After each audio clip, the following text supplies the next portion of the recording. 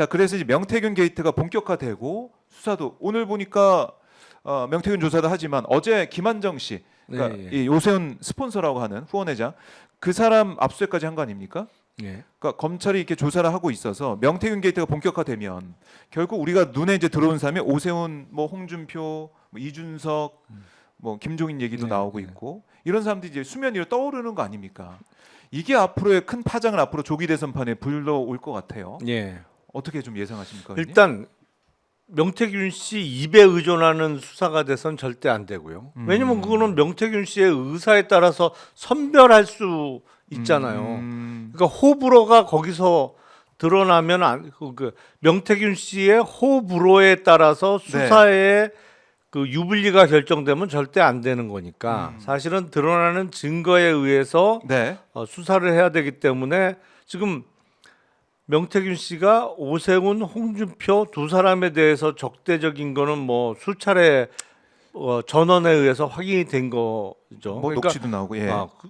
그리고 증거도 일정 부분 드러났으니까 그 두 사람에 대한 수사는 당연한 건데 네. 사실은 그 아직은 우호적인 정치인들 내지는 관여자들에 대한 수사도 이루어져야 되는 거죠. 그렇죠. 명태균 씨가 좋아한다고 해서 빼죠? 아니면 그 부분에 대해서 수사는 늦춰져? 그렇군요. 그건 말이 안 되는 거지 사실은. 네. 근데 문제는 검찰이 이 사건을 너무 오래 갖고 있었단 말이에요. 그게 왜 문제가 됩니까? 오래 갖고 있었다. 오래 갖고 있었다는 얘기는 뭐냐면 예. 이거를 드러나는 증거, 본인들이 확보한 증거에 의해서 정말 증거를 쫓아가는 수사를 하는 게 아니라 네. 이걸 일종의 패로 사용하려고 했던 거 아니냐 이런 의심을 얼마든지 받을 수밖에 없는 상황이란 말이에요. 네? 그러니까 이거 올해 다 보면서 누구를 밀어야겠다, 누구한테 줄여야겠다 이런 전략적인 판단을 할 수도 있다. 아니 그러니까 장난칠 수 있다 이런 바. 누구에 대해서 불리한 건 공개하고 누구에 대해서 불리한 거는 좀 쥐고 그렇지. 있고 예. 아니 그렇게 생각될 만한 충분한 시간이 이미 지났죠. 벌써 몇 달째예요 이게. 그렇네요. 그러니까 이렇게 수사를 하면 안 된단 말이지. 그래서 검찰이 지금이라도 수사를 합니다만 네. 사실은 그런 오해 뭐 오해인지 이해인지 저는 잘 정확히 저는 이해라고 생각을 합니다만 거기서 벗어나려면 그 제3의 기관에서 수사하는 게 맞겠다. 명태균 게이트도 저는 그렇게 생각해요. 결국 명태균 특검법 오늘 이제 국회에서 예. 통과가 될 예정인데 최상목이 거부권 행사하면 안 되고 이거 또 할 것 같아서 하겠죠. 네. 할 것 같고. 자, 최상목 대행 측의 입장이 좀 나왔네요. 마은혁 불임명 관련 헌법재판소 판단을 존중한다. 야, 이거 태세 전환 이렇게 또 하네요. 그러니까 야, 진작했어야지. 이게 뭡니까? 지금 다시 또 시간 끌려는 전략으로 나오는 것도 아니고. 아니 그러니까 근데 걱정되네요. 저는 마은혁 재판관이 사실은 네. 탄핵권과 관련해서는 참여를 안 해도 충분히 선고를 할 수 있고 뭐 지금 빠져야 된다고 생각을 하는데 네. 이거 어째 돌아가는 게 최상목 대행이 마은혁 재판관 이제 헌재 결정을 이유로 임명 절차를 진행하고 네. 야 새로 임명됐으니까 이 사람 끼워줘 이런 주장들이 여기저기서 나올 것 같은데요. 일단은 저쪽에서는 아마 또 이제 계속 주장을 하고 네. 할 텐데 윤석열 쪽에서는 특히나 이거 공정한 재판하라 원칙대로 가라 하고 있는데 법에는 없다는 거 아닙니까? 9명 꼭 해야 된다는 거. 그렇죠. 그러니까 다시 한번 지적해 드립니다. 다른 일반 법원 같으면 당연히 변론적으로 하는 합의제. 게 맞죠. 예. 합의부 재판부 같으면 3명이 다 관여를 해야 되는 거니까. 근데 헌재 재판은 그렇지 않단 말이죠. 네. 근데 야 이게 언제는 마은혁 후보자가 완전히 좌파 뭐 경도된 그렇죠. 일종의 뭐 표현에 따라서는 민주당의 뿌락치 수준으로 비난하더니 네. 이제 임명되고 나면 왜 안 끼워주냐 헌법 탄핵 재판에 이런 앞뒤가 어긋나는 주장들을 하겠는데 이제 예, 걱정됩니다. 어쨌든 여론전 펼칠 거다. 그러니까 네. 헌재는 흔들리지 않을 거라고 우리는 생각을 하지만 여론전이 예상이 된다. 알겠습니다. 여론전이 예상이 돼. 최상목의 이 태세 전환 이거는 계속 두고두고 지적을 받고 비판을 받을 것 같습니다.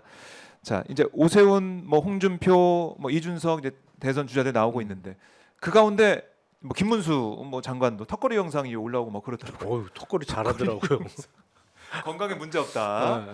대선 뛸 수 있다. 이걸 좀 보여주는 것 같기도 한데 한동훈 전 대표가 어제 책 냈습니다. 네. 좀 보셨습니까? 국민이 먼저입니다. 아니 저는 뭐 네. 그거를 사서 볼 생각은 없고요. 그냥 뭐 사서 보지 않아도 언론 기사를 통해서 이렇게 그렇죠. 주요 얘기가 내용들은 알 수 있으니까. 나오는데 이재명 대표의 언급 관련 언급이 70번 정도 언급이 됐다라고 해서 이거 뭐야? 국민이 먼저는 이재명이 먼저입니다. 뭐 이런 뜻으로 읽히기도 하는데 70번이나 나온대요. 네, 70번 나온대요. 그러니까 이재명 대표는 비판하면서 나오는 얘기죠. 그러니까 한국에서 가장 위험한 인물이다 이렇게 주장하면서 이렇게 나오고 있는데 결국 이재명 대표를 겨냥해서 이재명 대표를 비판하면서 내가 좀 대선 주자. 대선급으로. 이번에 한번 내가 보수 진영 후보 돼야지. 이재명과 맞짱 뜬 사람이 나다. 이런 걸 강조하고 싶었던 그런 책이 그렇겠죠, 아니냐. 아무래도. 네. 대선용 네. 책을 좀 낸 건데 한동훈 전 대표 행보는 좀 어떻게 보십니까, 의원님? 너무 전형적인 판에 박힌 음. 그 출마 과정을 밟고 있는 것 같아요. 네. 이른바 선거 직전에 책을 내고 예. 또 보통은 출판 기념회 뭐 아니면 북 콘서트 이런 그렇죠. 형태들을 예. 많이 하는데 그 전에 이제 식사 정치 네. 뭐 이런저런 그 원로급의 사람들하고 식사 정치를 하고 책 내고 네. 또 책 낸 김에 그걸 그 기회로 해서 이런저런 행사를 하고 너무 판에 박혀 있어요, 사실은. 그렇네요. 네. 네. 우리가 봤던 모습. 그러니까 언더 73이라고 하는 뭐 유튜브 채널도 만들어지면서 뭔가 이제 젊은 층에 소구하려는 듯한 그런 전략을 또 쓰는 것 같기도 한데 지금 또 행보를 보면은 판에 박힌 모습. 뭐 새로움이 느껴지지 않는다. 아니 그러니까 하는 행보는 네. 언더 73의 그 73이 음. 73살 같아요. 이런 세상. 73살 73년생이 아니라 네, 그 또래 분들이 하는 예. 그 전형적인 단계를 밟아가고 있는 거 아닌가 아. 싶어요. 의원님도 언더 73이시네요. 그럼요. 전 한참 남았어요. 많이 남았어요. 여기에 유일하게 배제되는 사람이 예. 김문수 장관이네. 거기는 오버 73이네. 따져보니까. 이거 언더 73이 김문수 견제용 같은데요? 해석이 되네요. 네. 예. 김문수 견제용이었네, 결국엔. 언더 당내 73이 1위 후보. 그렇네요. 한동훈 전 대표. 이거 전략적인데요. 이걸 보면은 언더 73 이렇게 만들어놨는데 한동훈 전 대표가 책에 나온 내용을 보면은 그러니까 뭐 계엄 당시 연락 와서 뭐 피해라 뭐 이런 얘기 받았다는 거 다시 한번 얘기를 하면서 내가 계엄 이 해제 의결을 내가 우리 친한 계엄대 가서 했어. 이걸 좀 강조하면서도 차별화를 하려는 것 같아요. 네. 차별화 되겠습니까? 어떻습니까? 사실은 그게 유일한 유일한. 차별화를 시킬 수 있는 지점이죠. 네. 그러니까 비상계엄 그리고 12월 14일 네. 탄핵 소추 음. 딱 그 지점에서 차별화가 가능한데 네. 문제는 책 내용에 본인이 법무부 장관 또 비대위원장 할 때도 이런저런 에피소드를 실었다고 하는데 네. 예를 들어서 뭐 비대위원장에 물러나라 이게 이제 공천 놓고 다툰 거잖아요. 그렇죠. 예. 제가 보기엔 음. 그래 이런저런 에피소드가 있었던 것 같은데 음. 그래도 비교적 최근까지는 잘 지냈네 이런 생각이 들더라고요. 그렇네. 네. 그야말로 윤석열 정권의 황태자로서 누릴 거 다 누렸네. 아니 그러니까 그때 이런저런 불합리한 요구를 받고도 예. 잘 지냈네. 잘 참고 잘 따랐네. 뭐 네. 이런 식의.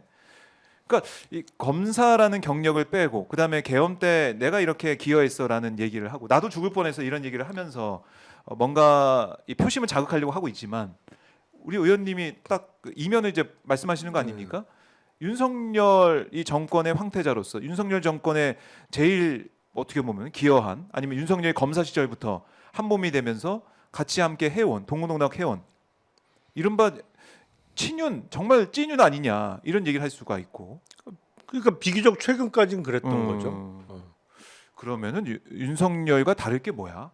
그러니까 그야말로 이제 술 안 먹는 윤석열 아니야 이런 얘기를 하시는 분이 있을 것 같기도 하고. 그러니까 한동훈 전 대표의 가장 취약점은 그거예요.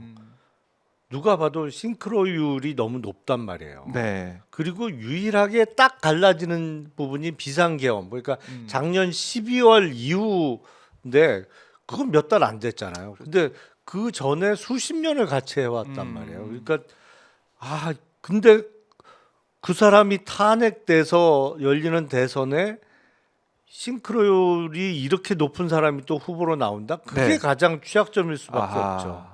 그렇네요. 그러니까 그게 취약점이기도 하고 어떻게 보면은 대선 뭐 중도층에 대해서는 그리고 또 하나는 배신자 프레임 이게 글쎄요 저는 단시간 안에 이게 사라지거나 이럴 것 같지는 않아서 그건 쉽지 않죠. 그러니까 국민의힘 이렇게 경선 과정을 거치면서 후보가 될 수 있겠느냐 이런 근본적인 질문을 할 수밖에 없어요. 그리고 이 상황에서 예. 책을 내고 책 내용에 이런저런 윤석열 부부로부터 받았던 말도 안 되는 요구 같은 걸 담았다는 것 자체가 네. 또 일부 아, 극렬 지지층에게는 용서할 수 없는 거죠. 그렇네. 그래서 지금 뭐 본선은 모르겠지만 본선은 뭐 글쎄요 본선 생각을 지금 뭐 못할 것 같은데 어쨌든 경선을 통과하는 것도 쉽지 않아 보인다. 그러니까 그 양쪽에서의 그 줄타기가 쉽지 않다. 네, 쉽지 않을 거예요. 그래요. 이뭐 한동훈 힘들고 오세훈, 홍준표도 사실 엮여 있는 게 이제 많아 보이는 모습이고 결국 김문수 오버 73. 오버 73 언더 73은 누르고 오버 73으로 간다. 그래요. 지금 다이내믹합니다. 여당 이제 다이내믹하고 그 민주당 입장에서는 지금 뭐 이재명 대표가 통합 행보, 이른바 광복 행보를 하고 있고, 근데 3월 26일에 2심 선고가 네. 예정이 됐고 검찰은 2년을 구형했습니다. 공직선거법 위반 혐의에 대해서. 의원님은 어떻게 예상하십니까? 2심. 아니 3월 26일 날 선고가 되면 사실은 지금 초미의 관심사는 대법원 확정 선고가 언제 가능하냐. 그러니까 이게 바로 선거법 위반이나 바로 피선거권하고 관련이 있으니까 이런 문제가 생기는 거잖아요. 확정이 된다 그러면 네. 만약에 대법원 유죄로. 확정이 뭐 1심과 비슷한 내용으로 확정된다 그러면 네. 피선거권이 문제가 되니까. 근데 그렇죠. 3월 26일 날 항소심 선고가 되면 사실은 5월 대선까지 대법원 확정 판결이 나기는 어려운 스케줄이죠. 그러니까 만약에 지금 이재명 이 대표 또 민주당 쪽에서는 이거 무죄 난다라고 자신하고 있는데 설령 유죄가 난다고 하더라도 대법에서 확정되기까지는 스케줄상 스케줄 어렵죠. 336 아니 그러니까 무죄 6개월 안에. 나면 끝나는 거고 뭐 예. 이거는 그렇죠. 논의의 가치도 없어지는 거고. 네. 물론 이제 대법원 판결이 예. 남았습니다만 뭐 항소심에서 무죄가 난다 그러면 대선에는 아무런 아무런 문제 영향이 없다. 없을 거고. 제가 봐도 이게 2심에서 유죄를 선고하기가 참 어려워 보니까 무죄 나올 가능성이 저는 크다라고 개인적으로 보고 있는데 설령 이게 2심 말고 이제 대법까지 간다고 하더라도 6개월 뭐 336이라고 우리가 얘기를 하니까 그러니까 5월 안에 끝나기가 어렵다. 그러니까 선거법 사건은 이제 3개월 내에 아, 그 선고를 하는 게 원칙이죠. 대법원 네. 규칙에는 그렇게 되어 있으니까 3월 26일이면 이제 적어도 6월 25일까지는 선고하는 게 원칙인데 근데 대선은 5월에 있을 스케줄이잖아요. 네. 지금 스케줄상은 5월 대선이기 때문에 그리고 절차가 그렇게 되거든요. 3월 26일 날 선고를 해요. 그러면 검찰 피고인 측 어느 한쪽에서 상고를 하게 되면 그렇죠. 상고 상고도 기간이 있죠. 네. 일주일 있단 말이에요. 네. 일주일 안에 상고 결정해야 여부를 결정을 해야 되니까. 네. 그게 상고장이 들어오면 고등법원에서 대법원으로 사건을 보냅니다. 근데 그 절차가 대략 뭐 2주 정도 걸려요. 그것도 시간이 어. 꽤 소모가 됩니다. 그러면 2주 있다가 대법원에 올라가면 대법원에서 우리가 이렇게 소송 기록을 받았다. 소송 기록 접수 통지라는 거를 당사자들한테 보내거든요. 예. 그러면 그 통지서가 수령된 날로부터 20일 이내에 상고 이유서를 제출하도록 되어 있어요. 상고한 측에서. 그럼 그것만 따져도 한 달, 얼마야 지금? 한 달 넘어가네. 한 달이 훨씬 넘어가죠. 예. 근데 그러면 그렇네. 이제 그래서 5월 달 안으로 대법원 선고가 나기는 쉽지 않아요. 스케줄상. 그렇네요. 자, 그래서 대선 이재명 대표의 대선 레이스는 뭐 영향이 없다. 그러니까 선거 전까지 피선거권이 뭐 항소심에서 박탈되고. 유죄가 선고되더라도 그럴 일은 없다. 대법원에서 스케줄상 피선거권이 박탈되기는 네. 스케줄상 어려워 아하. 보입니다. 그러니까 네. 스케줄 따지더라도 네. 뭐 유무죄 이걸 떠나서 스케줄 상으로도 어려운 상황이다. 이렇게 짚어주셨습니다.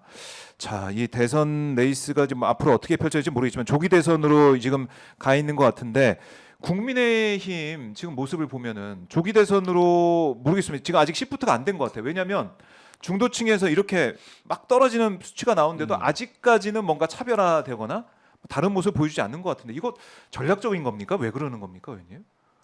그러니까 시기를 좀 놓쳤죠. 아, 놓쳤다는 네. 거예요. 탄핵 소추가 된 이후부터 서서히 좀 방향을 틀었어야 되는데 누가 봐도 이건 탄핵되는 건데 근데 예. 중간에 이른바 보수층의 결집 효과에 의한 여론조사 결과를 보고 야 그냥 하던 대로 하면 되겠다 이러다 보니까 지금 방향 선회를 못했단 말이에요. 그렇죠. 근데 지금은 그러다 보니까 후행적으로 나타나는 거잖아요. 여론조사 결과는. 맞아요. 민심 변화는 그거보다 먼저 먼저 일어난단 있었- 말이에요. 먼저 일어난 게 사후적으로 후행적으로 반영되는 게 여론조사 결과인데 네. 여론조사 결과 보니까 지금 중도층에서는 거의 뭐 다 떠났어. 다 떠났어요. 아뜨거는 하고 있는데 여태까지 가던 관성이라는 게 있잖아요. 관성. 막 달렸는데 그 이- 브레이크 못 밟아. 예. 네. 물리학의 법칙에서 벗어날 수 없죠. 사람 네. 행동도. 막 달려가다가 어떻게 갑자기 팍 틀어. 이게 회전 반경이 필요한 거죠. 지금 상황이 딱 그런데 예. 글쎄 지금 국민의힘 지도부에서 이걸 어떻게 할까? 방향 전환을 제대로 할 수 있을까? 그러니까 딱 탄핵 인용 결정이 났을 때 네. 이 지도부로 대선을 치를 수 있느냐? 저는 의문이에요. 지도부 이 지도부도 유지가 되기가 어려울 것이다. 아니 왜냐면 예. 여태까지 하던 얘기가 있는데 했던 얘기가 있는데 그렇죠. 하루 아침에 말을 바꿔가지고 막 아니 뭐, 지금 예. 권영세 비대위원장도 그랬잖아요. 예, 개헌 이제 또 예. 얘기를 하면서 그것도 있고 뭐 얼마 전에는 예. 비상계엄 아. 해제 또 일어나더라도 자기 해제에 토론에서, 참여하지 예. 않겠다 하던 얘기가 있는데 그렇네요. 어, 사실 당의 얼굴이 누구냐에 따라서 국민들의 인식도 달라지는 게 사실이거든요. 지도부가 누구냐. 아니 물론 대통령 선거는 예. 대선 후보가 결정이 되면 그 사람이 얼굴로 전면에 등장하는 건 맞습니다만 그럼에도 불구하고 비대위원장 또 원내대표를 비롯한 당 지도부는 네. 옆에 나란히 서는 공동 선대위원장은 해야 될 거 아니에요. 비대위원장이 다 빠질 수는 없잖아요. 그렇죠. 그렇게 빠질 것 같으면 새로운 비대위원장을 내세우는 게 맞겠죠. 그래요. 예, 국민의힘이 지금 위기이고 사실 이 설 연휴 그 당시만 해도 그때 이제 지지율이 어땠냐면 국민의힘 지지율이 뭐 민주당 거의 따라붙고 아니면 더 높게 나오는 것도 네. 있었던 기억이 나는데 그래서 서울역에 막 뭐 나눠주러 갔다가 뭐 비판받고 욕 먹고 지금 철수하기도 했고 그런 그러니까 일이 있었는데 여론조사와는 다른 다른 민심을 봤어야 되는데 네. 그때 여론조사만 갖고 야 이거 봐 우리 이렇게 하니까 올라가잖아 지지율 그러면서 계속 이렇게 해야 돼. 네. 뭐 이거로 계속 일관했단 말이죠. 그건 아하. 어마어마한 패착이죠. 어마어마한 패착이다. 네, 국민의힘이 위기다라고 말씀을 드리겠습니다.